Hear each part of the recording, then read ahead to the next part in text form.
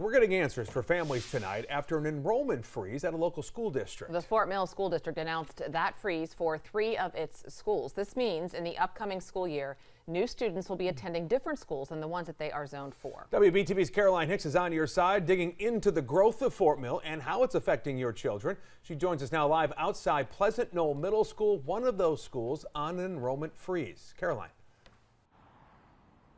Well, according to a spokesperson for the Fort Mill School District, this is the fastest growing school district in the state of South Carolina per capita.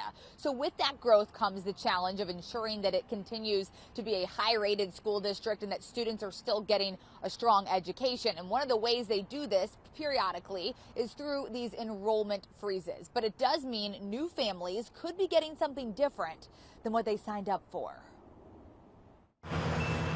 The town of Fort Mill is a lot different than it was a decade ago. A lot of goat farms turn into neighborhoods, a lot of schools being built. Sharon Salisbury has worked as a real estate agent in town for 15 years. Parents will say in particular they want, a school, an elementary or a middle school, in particular for their kid, but we never can guarantee that. They always can change the boundaries, they can have freezes. This upcoming school year, Gold Hill Elementary, Gold Hill Middle, and Pleasant Knoll Middle are on enrollment freezes.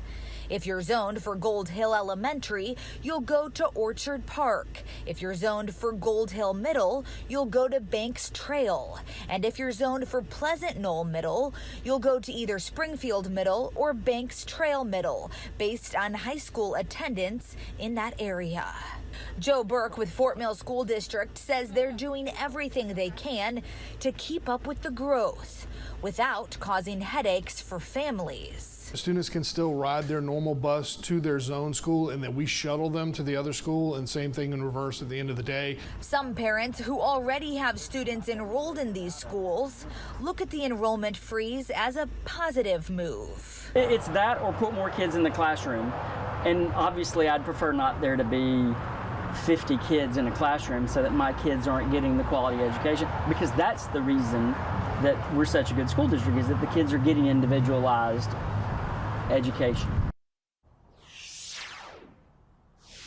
Now, earlier today, I did speak off camera with a new family who had stopped by the district office once they found out about this. They say they bought a house specifically for a school, so they were not happy to hear about this. So, of course, district leaders were working to answer some of their questions. And they do want to remind you that right now, this is only set for the upcoming school year. By the time summer rolls around, they will reevaluate that to determine whether they can drop the freeze. Reporting live in Fort Mill, Caroline Hicks, WBTV, on your side. Yeah, we have